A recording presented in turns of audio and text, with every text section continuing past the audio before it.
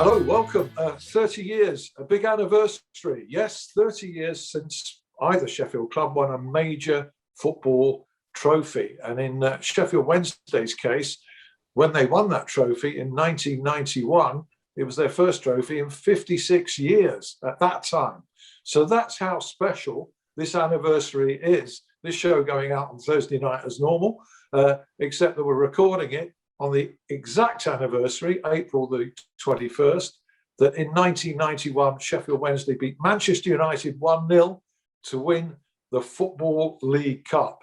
It's being celebrated in a new book just about to appear on the bookshelves and online everywhere by a colleague, Sheffield Star journalist Alex Miller, simply called 1991. And we're joined as well by one of the glorious members of that team, managed by Ron Atkinson, Phil King, no less. Before I introduce Alex, Phil, it's great to see you. We've not seen each other for many, many years, but I must say you've not changed. Return the compliment. You're lying, Al. That's what you're doing. But it's great to see you. Yeah, it's 30 years ago. Wow, it's shivers. It's amazing, isn't it, how time flies. A few more chins and a bit less hair, but 30 years. Wow. Well, you can have a drink to that because you're well placed to do so as a publican these days. Yes, the pubs were allowed to reopen outdoors on the 12th of April. It's been a tough year, real tough year, I have to say. More mentally than financially. The brewery I work for have been fantastic. The government's furlough scheme and grants scheme have been so helpful. But for me, being a people person, I need people around me. So the pub, I compare a lot of sporting dinners now. I work for Swindon Town on hospitality on a match day, so that's obviously stopped. So I have to say I've been real low moments in this last 12 months, which have not been good. Really struggled. Well, we may sort of come on to that a little bit later, because I think a lot of people in many walks of life have struggled, and it's interesting that you're prepared to open up on that, especially as I remember you as a really bubbly, jokey character who, on the surface, doesn't appear to show any anxiety, Phil. That character's still here. It's just if I know one to share it with. It's just stuck indoors. When you're at the pub, you've got a catchment audience. And then when you're doing your sporting dinners, which are very successful, we do it for charities down here, and I arrange the top table, comedians, and what sort of get the food sorted out. And they're normally between 250 and 300 people strong, 2-3 a month. To be taken away, working for match days of Swindon Town, obviously that stopped. It's the jovial and the banter and the happy, bubbly person still there. It just lost itself for the lockdown period, I guess. And it was last Monday when we opened, I was like on Duracell. Couldn't shut up in the pub. I think they'd had enough of me by the time we closed.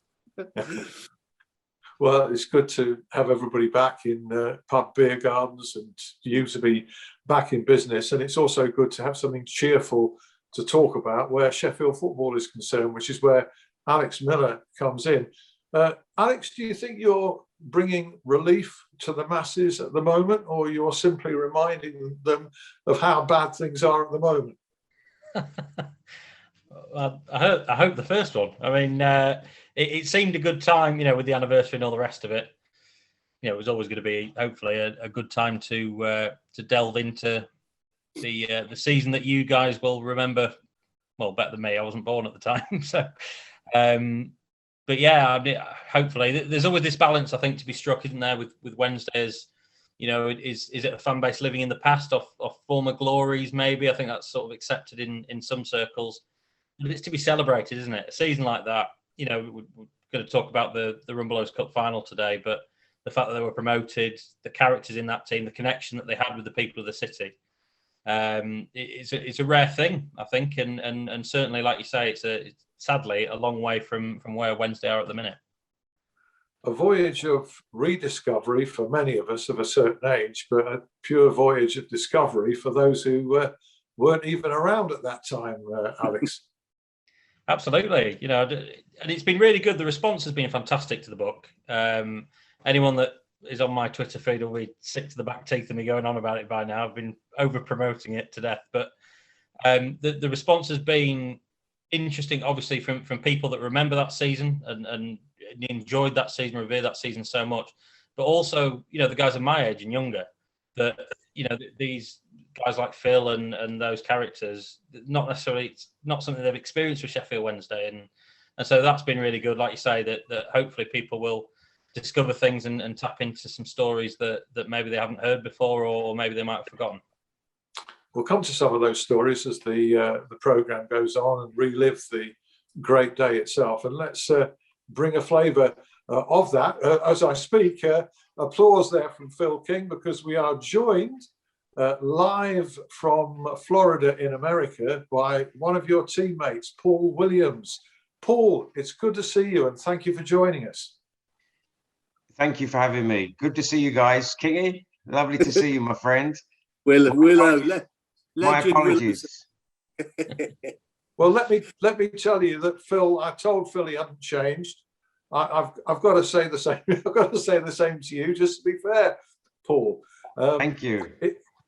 What a great time to be a Sheffield Wednesday player, eh?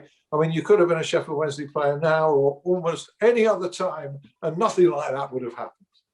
Yeah, I would say it was definitely one of the great moments in the club's history.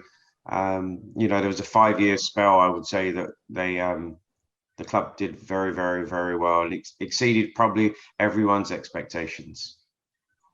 Let's just, for a minute, relive that one game, because I think we've just got a 50-second clip that is just going to have all the images of the day, including the winning goal. Just cop a load of this.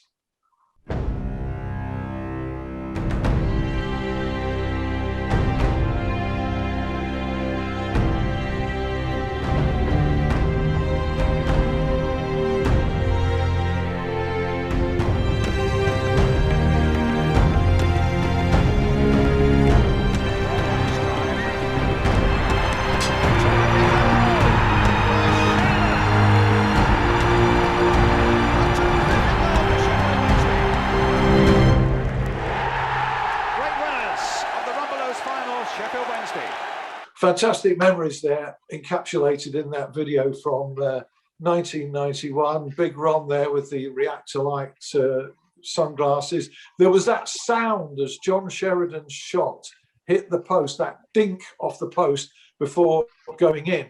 Every Wednesday fan will tell you that that sound for them is synonymous with that goal. But you guys on the field, do you recall hearing that sound, or is it just something that was picked up by television microphones? Come on, Paul. You go ahead, sir. You were nearer to the goal going in than I was. Yeah. I'll be honest with you, it was almost surreal. The strike was an excellent strike, and I don't really remember much about the sound. And again, I'm familiar with what you're talking about, but on the day, it was just, I don't know, a bit of relief, a sigh of relief when it hit the back of the net. And to be honest, it was just like any other typical goal that would be scored. So there was no specific sound. And bearing in mind, there was maybe 90,000 people cheering at the time and anticipation. So I would say that the TV cameras picked up something slightly different. But when it does hit the back of the net, you do hear something, but nothing quite as much as you pick up on the TV or the recordings. Well, Paul, you're now coaching over in America, in sunny Florida, still involved in the game. I'm looking back at your career stats, and I'm guessing that must have been really the highlight of your career. You played previously for Charlton. Ron Atkinson signed you. Crystal Palace after Sheffield Wednesday, Charlton and Southend. But in that season, I've worked out you scored 15 league goals, and that's a sizable tally, plus another couple in that League Cup run, including in the semi-final against Chelsea. Now, I know David Hurst got 29, but normally a 17-goal striker is going to be a top scorer. You must be very proud of that season. Yeah, I'm very proud of not just that season. I'm very proud of my career. If I look at the statistics of my career, it's a 3-1 average per game. which I think as a striker is on the higher side. 2-1 would be obviously better, but 3-1 is a really good ratio for a striker. But I was blessed to be playing with one of what I consider, and I've expressed it before, one of the best strikers in England. I was blessed to be playing with him and with a team that made lots and lots of goal scoring opportunities. So I was fortunate. Do you know, I think you two, Phil and Paul, that term unsung heroes can be a cliche, but I think you both were. I mean, Paul, you were never upset to shed the limelight to the star alongside you. You worked damn hard.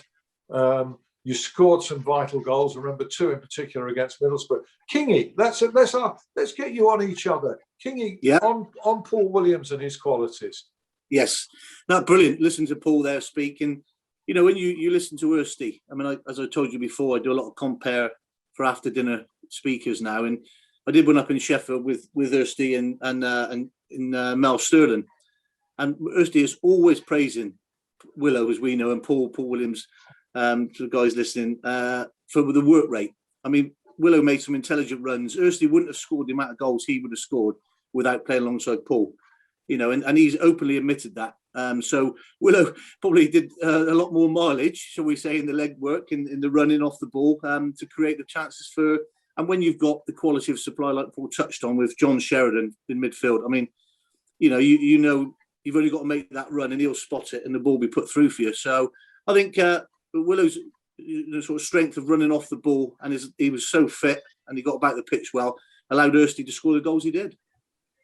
And very brave for a little guy as well, 5'7", I think, Paul. But you certainly put yourself about. What about you on the left back then? Yeah, well, I think with Kingy, his distribution and vision was one of his greatest assets. He had the ability, like most lefties, he had good vision, good technique, and would, for me, from my perspective as a striker, he would see runs, he would put balls into channels that, other players wouldn't necessarily do, or his execution of putting the balls right in the right place was second to none. And then when it came to defending, I think, King is brave, he's honest, and with honesty and bravery as a defender, I think that's lost out of the game today. I think most defenders just want to play, Kingy would stop some players. I mean, if you look at some of the players that he played against, even in the cup final, some pretty big names, and managed to get them to keep a clean sheet or prevent them from creating goal scoring opportunities. So I think one of his biggest assets was his distribution and his level of bravery. So, that's where I would give him, tremendous credit, the bravery, and also always wanting the ball. He didn't shriek wanting to have the ball, and that is a great sign of a defender today, but not necessarily a sign of a defender when I played. Most defenders wanted to see the ball up the other side. They didn't want as much possession back then. And I think he just made intelligent passes and played simple. And that left flank partnership was the stuff of legend, Phil. You and Nigel Worthington.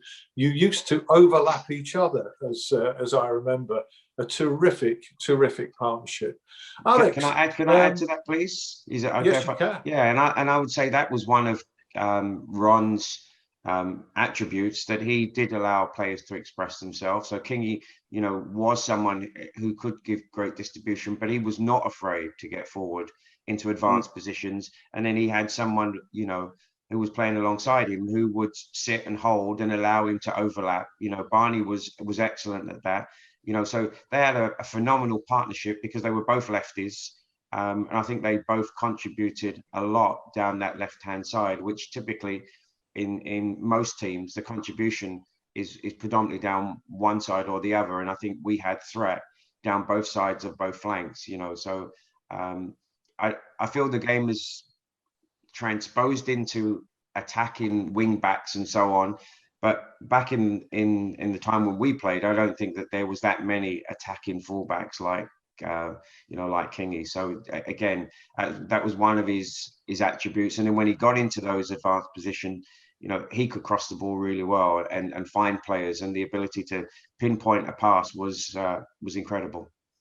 I think just looking at from Paul, collectively as a group, we were just so close. We knew what each other was doing, but you had little tandems on the pitch, like myself and Worthy, Willow and David Hurst, Nigel, Nielsen and Harks or Wilson, Palmer and Sheridan, Shirtliff and Pearson at centre half. You had little duos. It just clicked, and as a collective unit, it just gelled in its entirety. And it was such a fantastic. I mean, I'm sure Willow will agree. It was the best period of football on and off the pitch with the players. The group of lads we had. It was just a tremendous time to be playing football.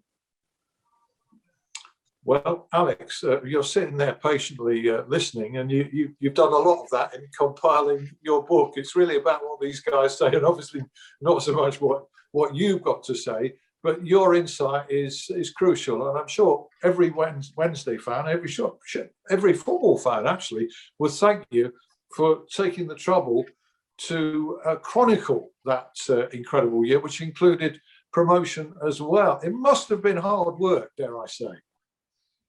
Yes and no. The stories of these guys, and just sitting back and listening to Paul and Phil here, it's harking back a few months, and you can't help but enjoy it. Ringing up these people. I've got to say, one of the few small mercies of the pandemic made it easier, because people are sort of sat around with not a lot to do. So Zoom calls to Paul in Florida and to Roland in Sweden and all the rest of it. But it really was an absolute joy putting the thing together, listening to the stories. As I say, I wasn't born at the time. I think I was maybe 2 days old when you guys won promotion. So yeah, like you say, a voyage of discovery, and you tend to learn about the club a bit more. What really turned me on to that season, apart from the achievements on the pitch and the fact that it was the anniversary, was the characters, and each player had such an interesting story. Phil, you described yourself to me as a country bumpkin who didn't know that football existed outside of Wiltshire, and Paul, your story coming off a council estate and coming into professional football late, and there's just so many of those, and it was a collection of great footballers, and everything they achieved was great, but the human stories, each individual had their own little tale, and it was just, like I say, an absolute joy to put together. Yeah, you weren't even old enough to have been the mascot at Wembley, were you, Alex? Back in that day, I was there. I was working for the Daily Express, and Ron Atkinson was such a joy to interview at any time, let alone after a fantastic day like that. Look, fellas, we're going to take a break, and then in part two, we're going to relive the actual game in a bit more detail. And if you can bear it, I'd also like to get your opinions, if you've got any, on the Sheffield Wednesday of today and the plight they find themselves in. Although, of course, we still, even at this late stage, do hope that somehow they can miraculously avoid relegation. Thanks, guys. We'll reconvene in a couple of minutes. See you then.